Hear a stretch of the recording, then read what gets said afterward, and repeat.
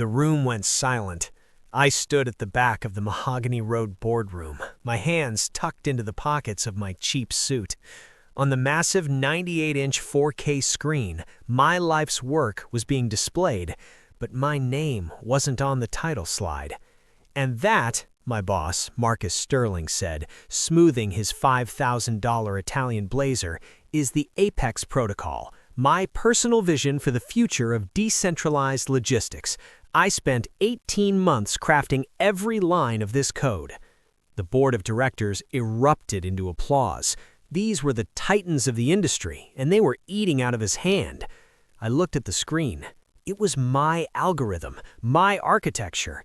Even the typo I'd intentionally left in the secondary header, a lowercase l instead of a capital, was right there for the world to see. Marcus turned to me, a predatory smirk playing on his lips. "David, be a good lad and go fetch more sparkling water for the investors, would you? This is a bit above your pay grade." Laughter rippled through the room. I was the quiet guy, the code monkey, the man Marcus called his human typewriter. I had no status, no stock options, and apparently no ownership of my own mind. I didn't argue, I didn't yell, I simply nodded and walked toward the door. As I reached for the handle, I felt the weight of the encrypted flash drive in my pocket. "Actually, Marcus," I said, my voice cutting through the laughter like a razor, "you might want to check the server connection before you try to run the live demo." Marcus scoffed, turning back to the investors. "Ignore him, he's just a disgruntled assistant. Now let me show you how this revolution begins." He hit the enter key with a flourish. The screen flickered, turned blood red, and a single sentence appeared in bold white letters that made the CEO's face turn the color of ash. The silence that followed was heavy, suffocating Marcus. He pounded the keys, his face sweating through his expensive foundation. "Just a glitch, a minor sync issue," he barked, his voice cracking. I stepped out of the room before he could look at me again. I didn't need to see his meltdown. I had lived the prologue for 3 years. I remembered the day I was hired. I was the diversity hire for the engineering department, not because of my background, but because I was affordable. While Marcus spent his days on golf courses and at networking galas, I was in the windowless basement of Sterling Tech. I remembered the night 6 months ago when Marcus walked into my cubicle, saw the early schematics for the Apex Protocol, and realized it was worth billions. "Good work, Dave," he had said, patting my shoulder. "Send the source files to my private server. I'll polish them so the board understands the value. We're a team, right?" "A team," I had whispered. That night, I went home to my studio apartment, ate a cold sandwich, and began writing the Janus clause. It was a hidden layer of encryption buried deep within the kernel. It looked like standard security protocol, but it was tied to a specific biometric signature. If the person presenting the code wasn't the person who wrote it, the system would lock down after exactly 5 minutes of public display. As I walked to the elevator, my phone buzzed. It was a text from Sarah, the only honest accountant in the building. "David, he's doing it. He just filed the patent under his name only. He's cutting you out completely. Get out of there." I didn't reply. I didn't need to. I pushed the button for the lobby, but the elevator didn't move. Instead, the doors opened, and 2 massive security guards stood there, flanked by the head of HR, a woman Marcus kept on a very short, very expensive leash. "David Miller," she said, her eyes cold, "you're being terminated for attempted sabotage of company intellectual property. Hand over your badge and your phone, now." The security guards moved with practiced aggression. One of them grabbed my shoulder, shoving me back into the hallway. "You think you're smart, kid?" the guard grunted. "Mr. Sterling said you'd try something like this. Hand it over." I didn't resist. I handed over my company-issued phone and my plastic ID badge. They didn't check my pockets for the personal flash drive. To them, I was just a fly to be swatted. "You have 10 minutes to clear your desk," the HR director said, checking her watch. "Any attempt to access the server will result in immediate criminal charges. We've already contacted the police." I walked to my cubicle in the basement. It was a graveyard of coffee cups and hard drives. As I packed my meager belongings into a cardboard box, I saw my family at work, the other engineers, looking away. They knew Marcus was a thief, but they liked their dental plans too much to speak up. I reached under the desk and felt for the small magnetic box I'd hidden months ago. Inside was a secondary backup of every email Marcus had ever sent me, the ones where he told me to hide the bugs from the investors and make sure the patent office doesn't see the original timestamps. I also grabbed the old, battered leather notebook that belonged to my late father. He had been a janitor at this very company 30 years ago. He died with nothing, but he'd left me one thing, a key to a safe deposit box and a warning. The men at the top don't build things, David. They steal them. Keep your receipts. As I walked toward the exit, I saw Marcus through the glass of the executive elevator. He was screaming into his phone, likely at the IT department, trying to force the Apex protocol to restart. He saw me. He paused, his face contorting into a mask of pure hatred. He mouthed 3 words through the glass. "You are nothing." I smiled, the first real smile I'd had in years. I walked out of the building and across the street to a waiting black sedan. The window rolled down. It was Julian Vane, the lead investor from the rival firm that Marcus had been trying to court. "The demo didn't go well," Vane said, his voice smooth. "That's because the engine was missing its heart," I replied, holding up the flash drive. Vane looked at the drive, then at me. "Marcus says you stole it from him. He says you're a fraud." "I have the original timestamps, the biometric logs, and a signed contract Marcus forgot he ever saw," I said. "Would you like to see who really owns Sterling Tech?" Vane opened the door. "Get in." Inside the sedan, the air was cool and smelled of expensive leather. Julian Vane wasn't just an investor, he was a shark who enjoyed watching smaller fish get eaten.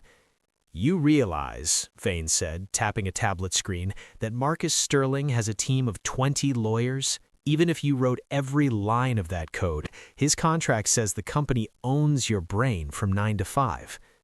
I pulled a folded, yellowing document from my father's notebook. His current contract, yes, but Marcus Sterling didn't build this company. He inherited it from his father, who bought the original patents from my father in 1994 for a pittance. Vane frowned, leaning in. "What are you talking about?"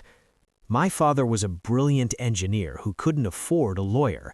Sterling Sr. tricked him into signing a maintenance agreement that was actually a transfer of IP. But," I pointed to a specific clause at the bottom of the page, "there was a sunset provision. If the company ever attempted to patent a derivative work without a direct descendant of the original inventor listed as a co-owner, all original IP reverts to the inventor's estate." Vane's eyes widened. "The Apex protocol isn't a new invention. It's an evolution of your father's original algorithm." "Exactly. By trying to steal my work and put only his name on the patent today, Marcus didn't just screw me over, he triggered a 30-year-old kill switch that voids his ownership of the entire company's core tech." Vane let out a low whistle. "Does Marcus know this?" "Marcus hasn't read a contract in a decade. He has people for that, but those people are currently busy trying to figure out why the servers are crashing." My phone, my personal phone, rang. It was an unknown number. I answered. "David, it's Sarah from accounting." Her voice was trembling.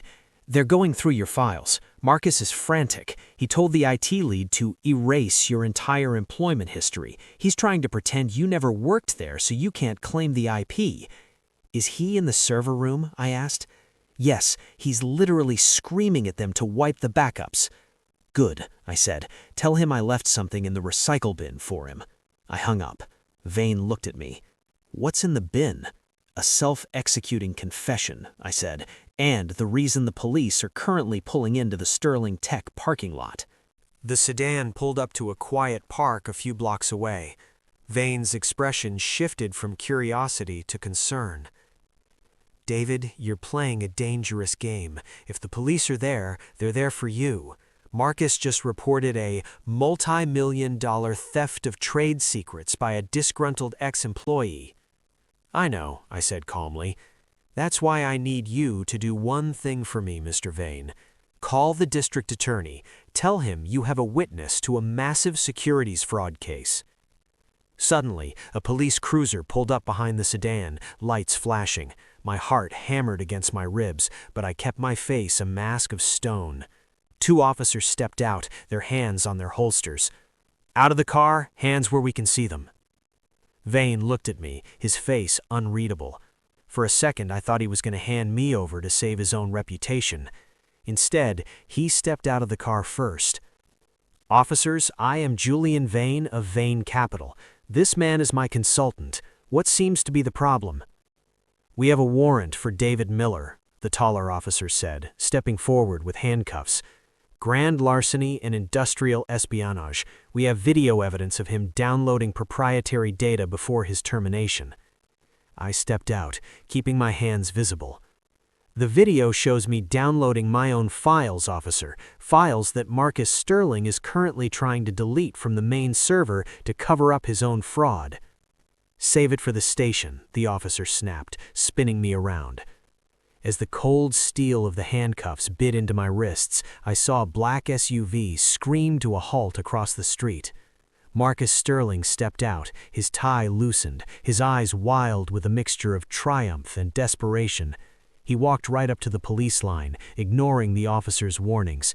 He leaned in close to my ear, his breath smelling of expensive scotch and panic. "I win, David," he hissed.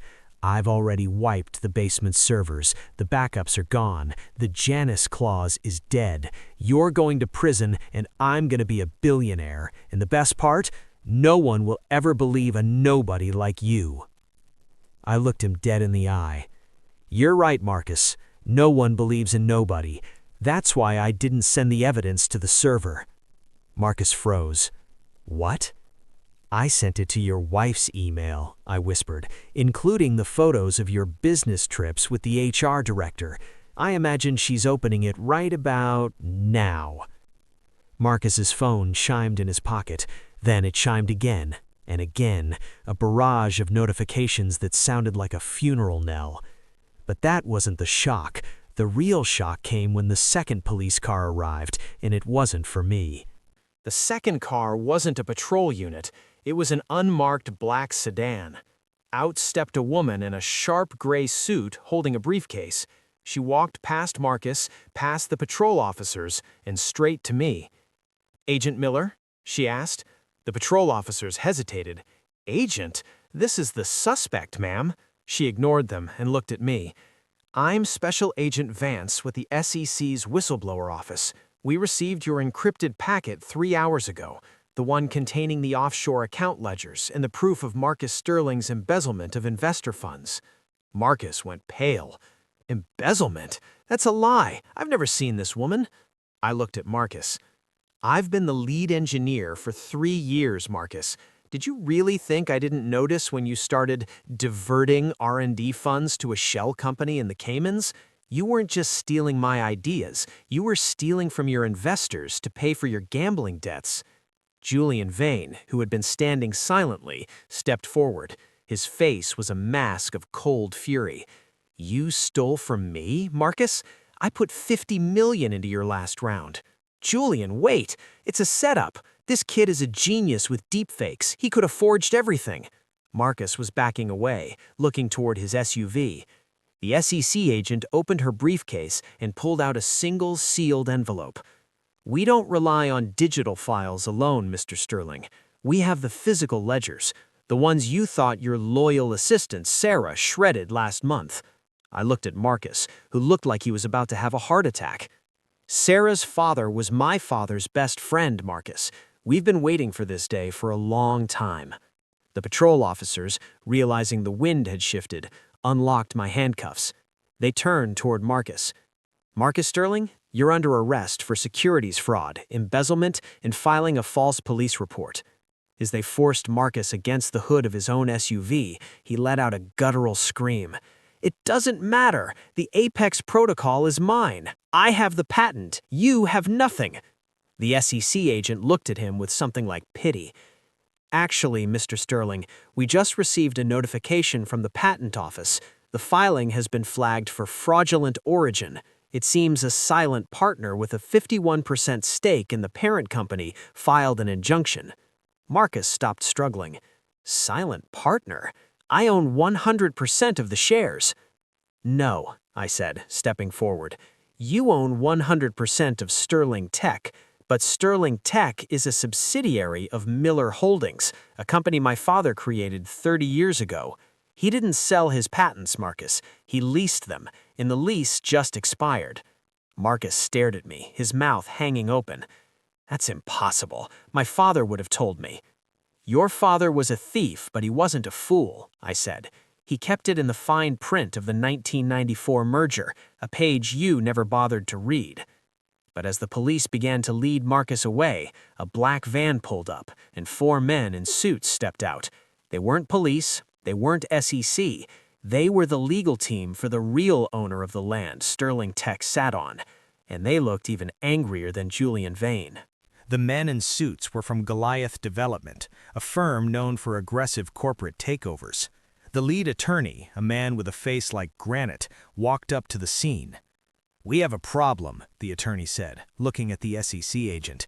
"We represent the estate of Sterling Sr.'s silent partner. We were under the impression that the Apex Protocol was a joint venture. If it's tied up in a fraud investigation, we're calling in the $100 million debt immediately." Marcus, even in handcuffs, started laughing hysterically. "See? If I go down, the company dies. You get nothing, David. The debt will swallow everything. You'll be the king of a graveyard." I looked at the Goliath attorney. "The debt is tied to the physical assets of Sterling Tech, correct?" "That's right," the attorney said. "The building, the hardware, the trademark." "But not the IP," I said. "The Apex Protocol is hosted on a private cloud server that has never touched a Sterling Tech hard drive. I built it on my own time, on my own hardware, using the Miller Holdings framework." The attorney frowned. The contract says anything built using company resources belongs to Sterling Tech," I interrupted. "But since Marcus stopped paying the electricity bill for the basement lab 3 months ago, as Sarah can testify, I've been running the entire operation on my own solar-powered server array in my garage. Technically, I haven't used a single company resource for the final build." The board members, who had followed the chaos out of the building, looked at each other in shock. They realized that the billion-dollar software they just applauded didn't belong to the company they owned. It belonged to the man they had just fired. Julian Vane stepped toward me. "David, we need to talk. My firm can pay off the Goliath debt. We can restructure. You can be CEO." I looked at the faces of the board members, the men who had laughed when Marcus asked me to get water. Then I looked at Marcus, who was being shoved into the back of a police cruiser. "I don't want to be CEO of this company," I said. The silence that followed was deafening. "Then what do you want?" Vane asked. "I want to show you what's behind the Janus clause," I said, pulling out a small remote. I didn't just lock the code, I mirrored it. I pressed a button. Across the street, the massive digital billboard in the center of the business district flickered. It began to scroll through every single internal email Marcus had ever sent, the insults, the illegal orders, the proof of his disdain for everyone in that room. "The public deserves to know who they were investing in," I said. But then Sarah ran out of the building, clutching her laptop. "David, stop! You need to see this. There's someone else on the server. Someone is trying to dump the Apex Protocol onto the dark web right now." My heart skipped a beat.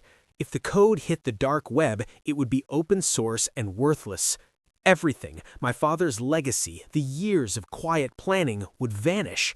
"Who is it?" I asked, grabbing the laptop. "It's an encrypted IP," Sarah said, her fingers flying across the keys. "It's coming from inside the building, from the executive suite." Marcus was in the police car. The board was on the sidewalk. Who was left? I looked up at the top floor of Sterling Tech. A single light was on, the HR director's office. "She has a backdoor key," I muttered.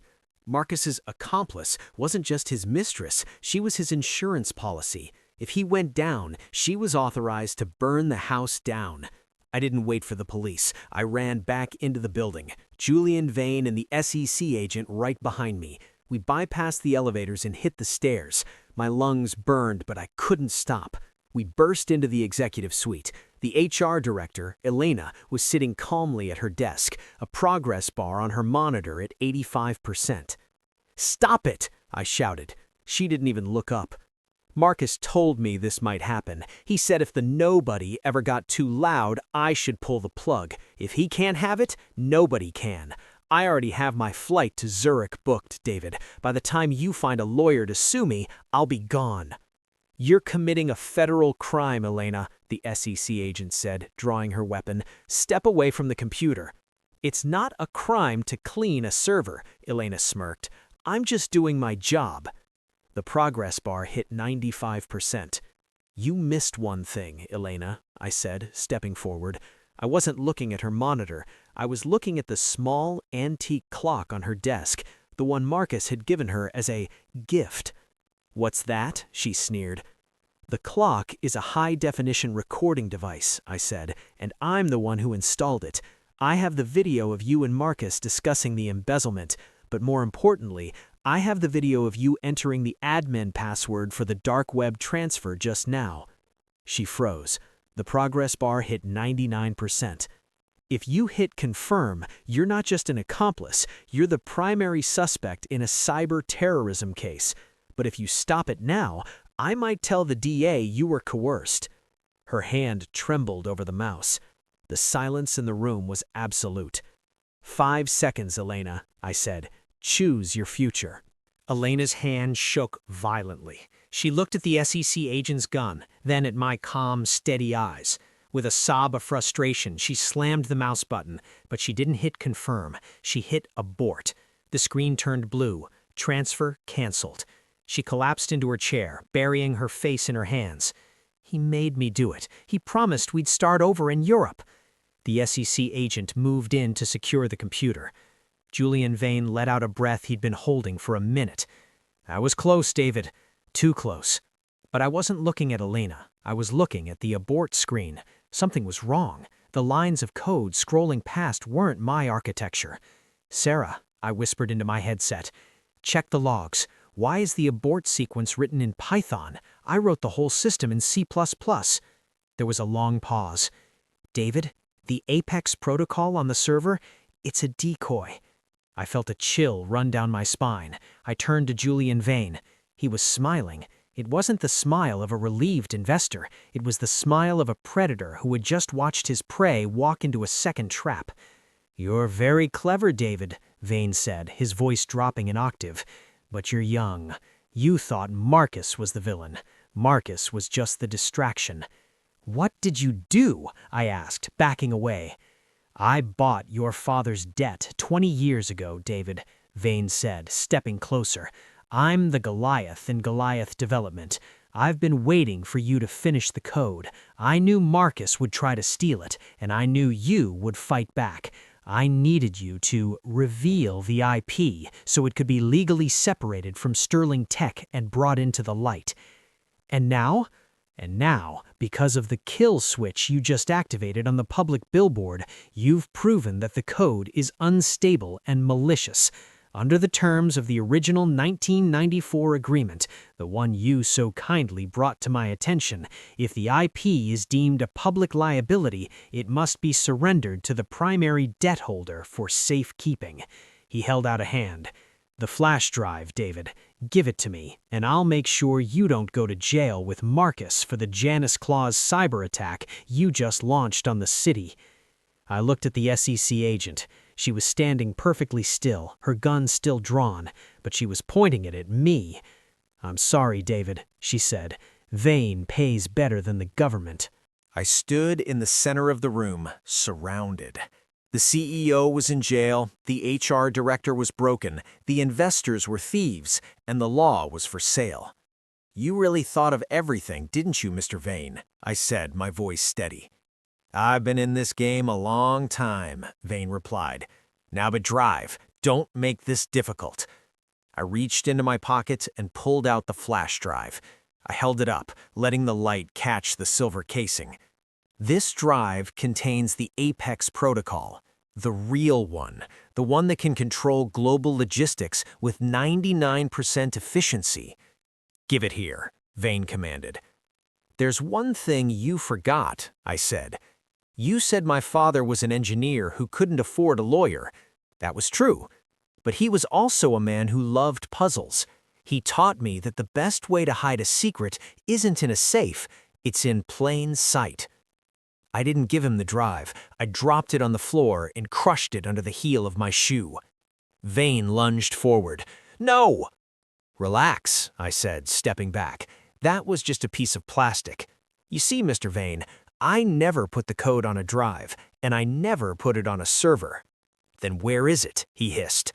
I pointed to the wall of the executive suite. Behind the desk was a massive framed portrait of the company's founder, Marcus's father. My father built the original mainframe into the very foundation of this building, I said. The Apex protocol isn't software, it's a hardware-integrated system. It's literally in the walls. And according to the deed of the land, which I spent my last $5,000 to buy back through a shell company last week, you're currently trespassing on my property. The door burst open. This time it wasn't the police. It was a team of independent auditors and a different group of federal marshals, ones I had contacted months ago through a secure, encrypted channel they couldn't bribe. Julian Vane, the lead marshal said, you're under investigation for racketeering and the illegal acquisition of 1994 estate assets. Vane looked at the SEC agent. She dropped her gun and put her hands up. She knew the game was over. 1 month later, I stood on the roof of the Sterling Tech building, now renamed Miller Innovations. The board was gone. Marcus was facing 20 years. Vane was in a legal battle that would bankrupt him. Sarah walked out onto the roof, handing me a cup of coffee. What's next, boss? I looked out over the city. The Apex protocol was finally running, but not for profit. It was optimizing food bank deliveries and medical supplies, just like my father had dreamed. Next, I smiled. Next, we stay quiet, we stay humble, and we never forget that the loudest man in the room is usually the weakest.